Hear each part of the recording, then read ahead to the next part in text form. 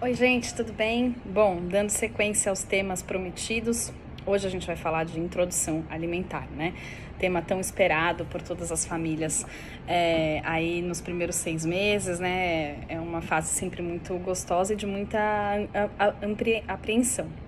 Bom, como o próprio nome diz, né, é introdução alimentar. Por que introdução? Porque é uma apresentação aos alimentos, né? A gente precisa ter isso em mente, porque a gente precisa respeitar o tempo da criança e não esperar que ela rapidamente já vá entender que aquilo é um alimento, aquilo é algo, né, que nutre e que sacia a fome, né? Ela não sabe que aquilo é um alimento e a gente precisa ter muita calma, né, e ir esperando e respeitando o momento da criança. Então, os alimentos, né, eles devem ser introduzidos a partir do 6º mês, né, de vida, respeitando os sinais de prontidão, tá?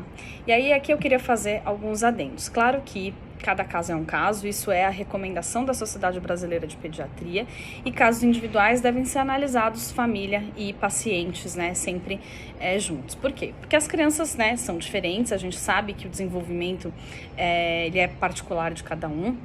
Uma criança que nasceu de 37 semanas não necessariamente vai ter um desenvolvimento exatamente igual a uma criança de 40 semanas, assim como um prematuro vai ter um desenvolvimento um pouco diferente. Então a gente sempre precisa ter isso em mente, essa é a recomendação mais ampla, né, para todos, tá certo? E aí, o que seriam esses tais sinais de prontidão, né? São sinais de que a criança já está apta, né, e já vai provavelmente demonstrar interesse pelos alimentos. Então, normalmente, com o tônus mais mais intenso, né, já conseguindo ficar sentada, muitas vezes com apoio. A maior parte das crianças não consegue ficar sentada sem apoio nenhum, mas já mantendo cervical adequada, né, sentado, preensão palmar já mais adequada, levando os alimentos à boca, né, já preensão palmar levando os objetos à boca, né, são pequenos sinais de que a criança está pronta para comer. Outra coisa, né, quando a gente está comendo, se a criança demonstra interesse, olha o que a gente está comendo, já quer pegar, isso também é um sinal de prontidão. Então, tudo isso precisa ser levado em conta quando a gente decide, né, e orienta a família em relação ao início da introdução alimentar. Então, esse é o cenário inicial, tá? Os estudos mostram que a partir do 4º, 5º mês, muitas vezes o trato gastrointestinal e o sistema renal já estão prontos, né, para absorver esses outro tipo, né, de alimentos e essa alimentação mais sólida, né? E aí a gente não basta só isso, né? Não basta só a maturação intestinal e renal, mas também a maturação neurológica para deglutição, né? E mastigação mais para frente. Então esse é o primeiro ponto da gente prestar atenção e estar bem atento, tá? Segundo ponto super importante, né? Que a gente precisa ter em mente. A partir do 6º mês, né, por uma série de modificações no crescimento, no metabolismo, o leite materno ou mesmo a fórmula, ele não supre totalmente as necessidades proteicas, de carboidrato, de lipídio, de vitaminas no geral da criança. E por isso que a gente precisa complementar, né, o aleitamento, seja ele artificial ou materno, né, exclusivo, com outros alimentos, tá? Mas gradualmente, né, a criança vai comendo mais e diminuindo a carga de leite. E é interessante que essa modificação seja feita gradualmente. Então, se a criança, por exemplo, está em aleitamento materno, a gente segue em aleitamento livre demanda, né? E introduzindo os alimentos gradualmente, né? Respeitando sempre sinais de saciedade, sinais de fome, que é outra coisa que a gente pode falar mais pra frente, tá bom? Bom, e aí, quando a criança começa a demonstrar esses sinais de prontidão, é super importante que a gente dê oportunidade para que ela se interesse pelo alimento. Então, o que é legal a gente começar a fazer? Ao redor do 5º mês e meio, 6º mês, a gente começar a levar a criança à mesa, né, às refeições dos adultos, não para ela se alimentar, mas para ela observar, né? Eu sempre falo muito aqui do tal do neurônio espelho. A gente aprende observando outra coisa, né? Isso na vida inteira, com tudo que a gente faz. A gente observa e repete aquele comportamento. E o aprendizado, ele vem sempre por repetição. Então é importante não só a gente ter consistência na forma de apresentar, né, e ter uma rotina, que eu vou falar mais pra frente na forma de apresentar, mas que a gente faça com que a criança faça parte desse momento que é se alimentar, para ela ir entendendo, né, e observando os adultos fazerem isso e ganhando interesse para que ela faça também, tá? Então, essa é a primeira coisa. A partir do momento que eu for começar a introdução alimentar, né, outra coisa que é importante a gente saber é que aquilo é totalmente novo para a criança.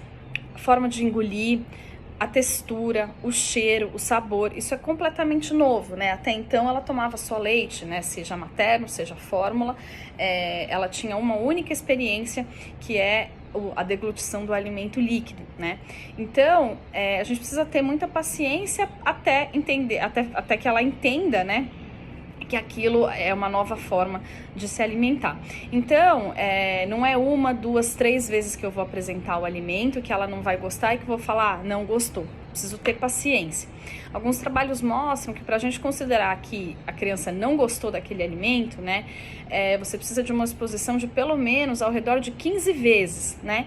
Então, oferece hoje, oferece amanhã, oferece depois. Não gostou? Dá um tempo, troca o alimento e aí mais para frente a gente vai novamente, né, expor a criança a esse alimento, né, para que ela repetidamente seja apresentada aquela textura, aquele sabor, aquelas cores, aqueles cheiros, né, e gradualmente vá, enfim, se familiarizando com aquilo. Outra coisa muito importante, independente de fazer BLW, né, ou seja, independente de você oferecer os alimentos num formato maior e deixar a criança explorar e se alimentar, que é uma forma de apresentação e de introdução alimentar, ou uma forma mais passiva, amassando os alimentos e oferecendo mais passivamente, independente, a gente precisa, e é legal que a criança tenha experiências sensoriais, né? Então, mesmo se você optou, junto com o seu pediatra, por não fazer o BLW, é legal que eventualmente você deixa a criança manipular o alimento, deixa ela se lambuzar, deixa ela pegar, sentir o cheiro, porque aquilo é totalmente novo, né? E conforme ela vai se ambientando, se familiarizando, isso vai trazendo segurança, e isso mostra, tem muito trabalho que mostra que a longo prazo a gente tem uma aceitação muito melhor e muito menos distúrbios alimentares, tá? Outra coisa importante, é muito mais frequente por uma questão de papilas gustativas e até pelos sabores, né, que a criança é apresentada até o 6º mês de vida, né? Lembrando que o leite tem o nosso leite, né, ou mesmo a fórmula tem lactose, são açúcares, né? Então é muito mais esperado que a criança tenha uma predileção pelos sabores salgados e doces, né, por uma questão de papila gustativa e pelo que ela já foi apresentada. Então, sabores amargos, azedos vão ser mais estranhos, mas tudo bem, né? A gente precisa repetir esses sabores, né, até garantir que eu já apresentei X vezes e que ela realmente não gostou. Outra coisa, a gente não precisa gostar de tudo, a gente precisa ter um cardápio variado, apresentar muitos sabores diferentes, texturas diferentes, diversas vezes, durante bastante tempo, para a gente garantir que essa criança seja exposta o maior número de vezes, né, aos alimentos e consiga ter uma cartela, uma possibilidade de cardápios o mais variado possível, né? E não dá pra gente falar em alimentação sem pensar na alimentação da família, né? Então, é importante que a gente sempre converse muito com a família, o que essa família tá comendo, como que é o cardápio dessa família, como é que é quem cozinha, né? Se come frutas, come verdura, como que é o tipo de preparo, né? Se come muita fonte de proteína ou não, quais fontes de proteína. Isso é muito importante, né? Porque não adianta a gente fazer uma alimentação super rigorosa, super quadrada, né? Nos primeiros 6 meses, né, de introdução alimentar, ou seja, do 6º mês ao 1º ano de vida, e depois, quando essa criança já começar a ganhar maior autonomia, se a família não comer bem, a criança também não vai comer bem, né? Pensando aí em médio prazo. Então, isso é super importante também, tá? Outra coisa que eu queria falar para vocês, vamos ver aqui nas minhas anotações, progressão da consistência, isso também é muito importante, gente. Então, aquele conceito antigo, né, de oferecer sopinha, não é legal, né, e tem bastante trabalho científico que mostra que isso prejudica a aceitação, né, e a relação da comida, a relação dessa criança com a comida a longo prazo, né.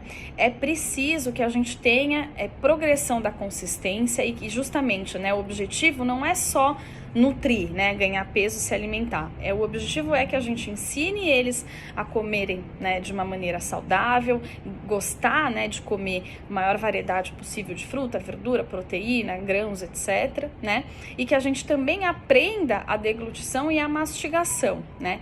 Então, a ideia é que a gente tenha uma progressão na consistência, né, começando com uma consistência mais pastosa, mais consistência de purê. Não é legal nem bater no liquidificador, peneirar, passar no mixer, nada disso é indicado, né? Justamente porque a ideia é que a gente progrida a consistência, começar com uma textura mais de purê, e aí por isso que é legal a gente começar com, por exemplo, frutas mais fáceis de amassar, um mamão, uma banana, abacate, né, que até vão dar mais segurança para a família, né, e mais seguro em termos de engasgo, e que conforme os dentes vão saindo e que a criança vai aprendendo a mastigação e vai se familiarizando com essa deglutição nova, que a gente progrida a consistência.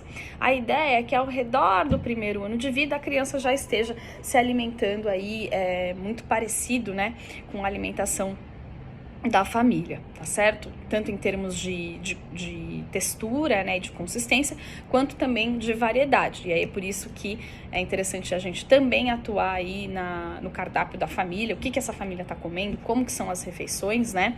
E para que a gente garanta que essa criança vai ter também uma alimentação saudável a longo prazo, tá? Outra coisa importante, a hora de sentar na mesa não é hora de distração, da gente colocar tablet, da gente ligar a TV, né? Até pensando em outras questões, é muito interessante que pelo menos 2 vezes por semana, 3 vezes por semana, a família consiga ter uma refeição em conjunto, que a gente sabe que hoje em dia na vida corrida nem sempre dá, né? Na pandemia acho que isso se tornou mais frequente, né? Uma das coisas boas da pandemia, digamos assim. Mas é importante que a gente tenha alimentação junto e que a gente preste atenção, né? E goste e sinta prazer em se alimentar, em comer tudo junto, né? A introdução alimentar, eu acho que ela é uma oportunidade muito mais rica, né? Do que simplesmente ganhar peso. Acho que é uma oportunidade de construir uma relação saudável com a comida e sentir prazer em comer bem, porque a gente é aquilo que a gente come, né? Eu acredito muito nisso, sempre falo muito disso pra vocês, tá certo? Então, isso é interessante também. E aí, para que a gente dê espaço para a criança se ambientar com a comida, com as texturas, é importante que a gente não distraia ela, né, com outras brincadeiras ou tablets e etc, tá bom? Bom, gente, acho que para dar uma pincelada em introdução alimentar é mais ou menos isso. Vou deixar também um vídeo que eu já vou colocar para vocês sobre particularidades da introdução alimentar na trissomia do 21, na síndrome de Down, tá? Tudo isso que eu falei aqui vale para síndrome de Down também, com certeza, né? E algumas particularidades vou deixar no próximo IGTV para vocês, tá bom? Deixem as dúvidas e um beijo.